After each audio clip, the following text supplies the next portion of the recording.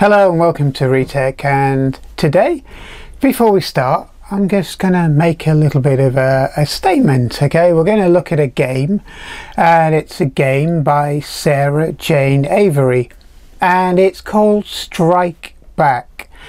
And the reason I kind of got interested in this game is because it's very similar to some of the games I used to play when I was a kid on one of these or a Spectrum or something similar. And I decided to, just get a copy of this game and have a play with it. But as I played with it, as you probably see throughout this video, I kind of thought it was a decent game. It was a good game, and I'd heard quite a lot of good things about the writer of this game. So I decided to kind of look into it a little bit more. Now, this game called StrikeBack is kind of designed and not really marketed, but on the web page where you can buy a copy of this game, it says that this game is released and designed and put together to help the people of Ukraine, or rather the victims of Ukraine that's currently going on at the moment. Obviously, you have to have been kind of hidden away not to realize what's going on in a certain part of Europe at the moment. Now, this video isn't endorsed, sponsored or anything like that by anyone, and it's just a game that I wanted to review. Now, the opinions of the writer of this game and the opinions of other people on her website are her opinions and their opinions. Regardless of which way I think about this whole situation, whether or not we should be politicizing computer games or using them as a means to kind of raise money for whatever cause, whatever cause you think is worthwhile, then that's something that you'd have to kind of think about yourself. That's your own decision. Now, I'm purely looking at this game from a point of view of it being a game, and whether or not you want to support the cause that's behind it, then that's completely and utterly and entirely up to yourself. But Sarah Jane Avory actually supports other causes as well as this, and I think she just kind of tries to help out for whatever good cause that she thinks is worthwhile at the time, which is not a bad thing.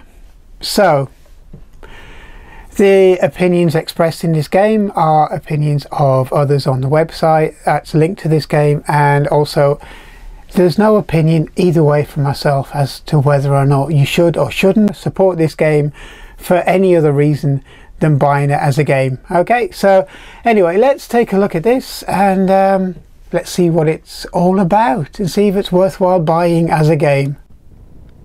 Okay, so we're going to look at the website now. Basically, it says that on here you can say I purchased this game for $4.99, and it kind of gives you around about the $3.99 mark as a standard price for StrikeBack, but it's up to you to pay whatever you feel it's worth above that. Now, it tells you that the game was created to raise money, but it also gives you a few screenshots about what you expect in the game. So there's basically 4 levels, and it goes through the usual blurb about what the game's all about, why it was created, the reasons behind it, and so on, which isn't a bad thing. And it gives you your chance to make your mind up as to whether you want to invest in the game or not.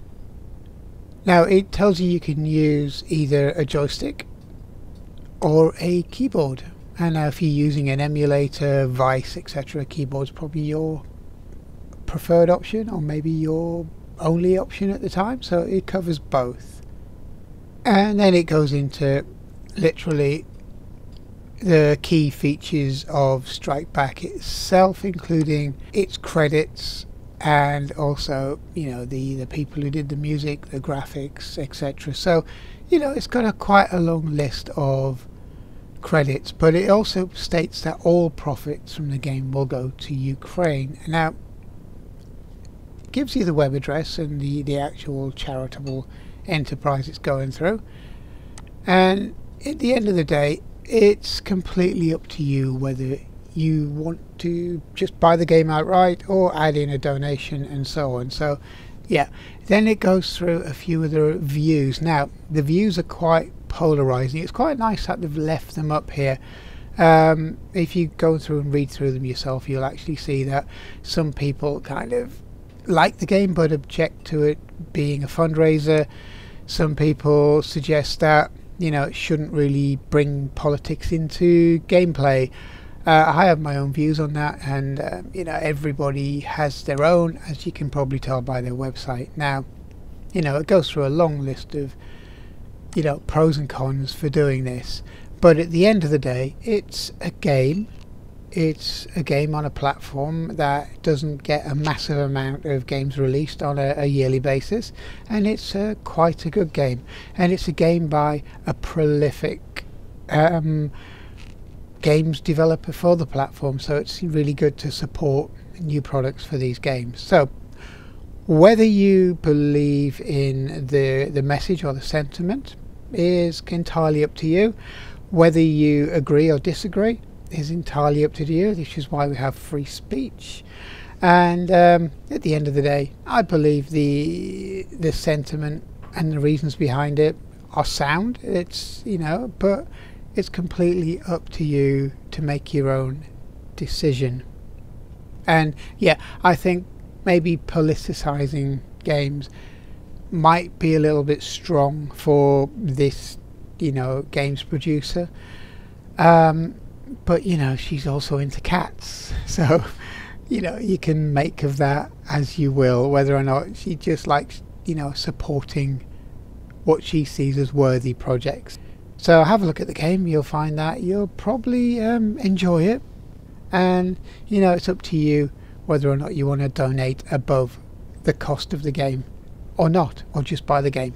Okay, so anyway, let's get into it and have a quick look at this game and see what it's all about. Okay, so let's get into the game.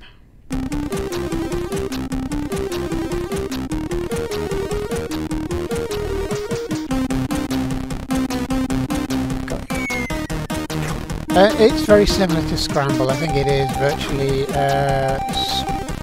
it feels like Scramble. And you basically just got to destroy the tanks on the ground and everything else that's firing at you by the sound of it. I hadn't really gone through the blurb. I thought I'd get straight into the game.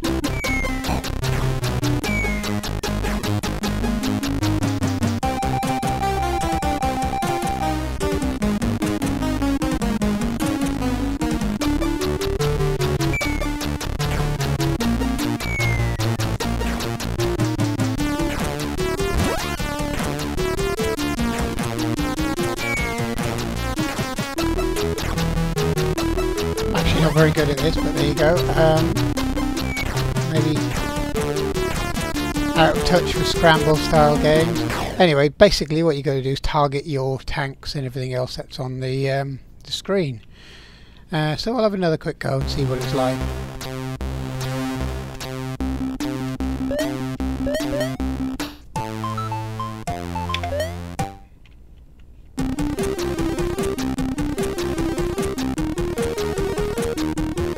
It's kind of very, very similar to a lot of the games that you have got in the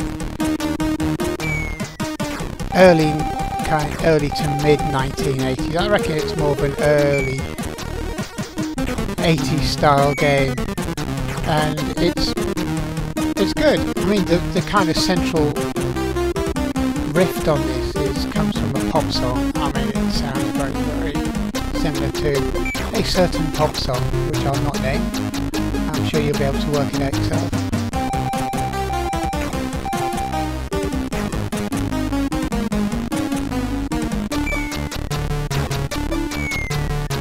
But it is quite atmospheric. It, you know, works really well.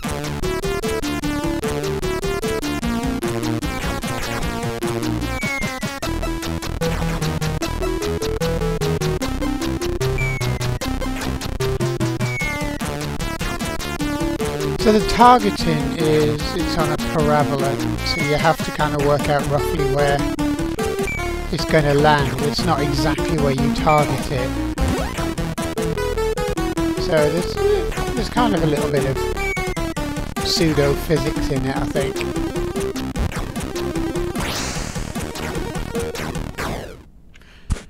But it's, yeah, it seems to work very well. I mean, it's it's actually a little bit more fun than I thought it was going to be. I mean, I've read a few reviews about some previous games of Sarah Jane, and they've got quite good reviews. This is obviously not really stretching what a C64 can do, both in terms of, you know, graphics, gameplay, and also music, but quite impressed really. It's quite a good game. I mean, it will keep you amused for quite a while, and I think if you played it a bit more than I have, you'll get a lot better at it. And I think it's a game that the kids who've got little ones would like to play either on an emulator or on a genuine Commodore 64. Now, it'd be quite interesting to find out if this plays okay on the 64 Mini and Maxi.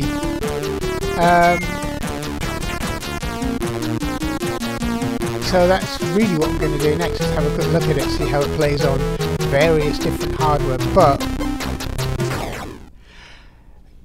it's quite a decent game. It's more fun than I thought it was going to be, and it is sort of Scramble, if that makes sense. The graphics are quite good. The graphics are on par with a lot of commercial games at the time. The music's on par with, in fact it's a little bit better than a lot of commercial games at the time. The premise, as I said, it is Scramble. I mean, it is just Scramble. But it's nice to see these games being brought out by independents after all of this time. Because you've got to remember, who would have thought that you would have been getting new releases for a 20th century 8-bit micro in the 21st century? You know, that's the bit that always astounds me. I mean, there's obviously some market for new games on the Commodore 64. It seems to be the most ubiquitous platform for releasing games on, because there are many millions of users who still have Commodore 64 original machines. Plus, with the Retro Games remake of the C64 and VIC-20 and the Mini and the Maxi, there's a little bit more of a platform for new games to be released, and I think it's a cracking little game. It's good fun. In fact, I probably played it a little bit more than I was intending on playing it. Yeah, it reminds me very much of what I used to do when I was a kid. You know, it also reminds me of some of the games I used to write when I was a kid. And this is very, very similar to some of the stuff I used to do on other platforms, not just the 64.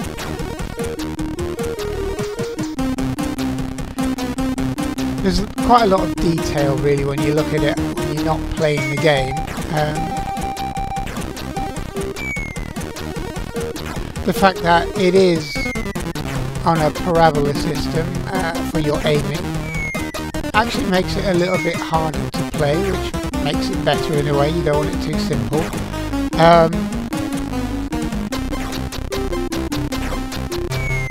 And it's, you know, it works really well.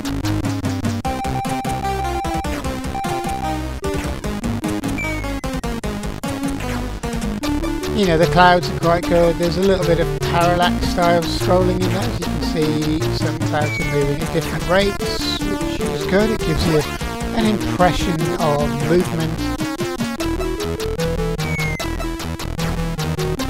Yeah, and it gives an impression of speed when you think about it, which is quite nice. The ground moves is one kind of scrolling plane, which is good. You know, there's very little you can actually do in terms of scrolling more than really that you've got here as a general rule, because you're kind of limited to 64K or less. You're also limited to the speed of the processor, and you're limited to the technology of the time.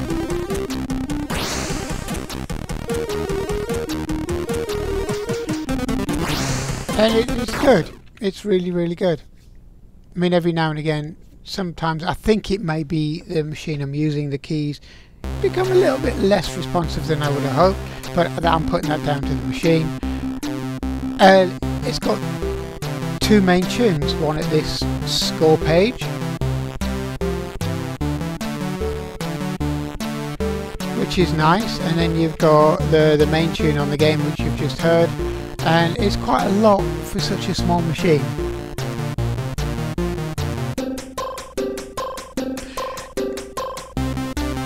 And listening to the music, it's using a fair range of the SID chip, and listening to it, it's not splitting the channels so much like some Ron Hubbard games, etc., but that's kind of the exception really. But it's very nice, it's well done, it sounds good, it plays good, the game overall is very good. So I hope you enjoyed that, and I hope you enjoyed this brief look at a new release for a Commodore 64. Whether you've got a bread bin, a 64C, a Commodore 128, a Retro Games 64 Maxi or Mini, or any other emulated platform, you've probably come to the same conclusion as I did. It's quite a decent game. It's relatively short, with only basically having 4 stages, but that's outlined on its website.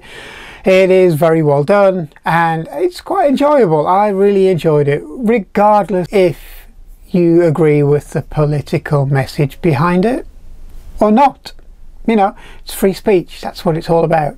So thanks for watching, I hope you enjoyed it, and hope to see you soon. So please subscribe, because there's many more videos coming on these classic and retro machines. So thanks again, see you soon, thank you.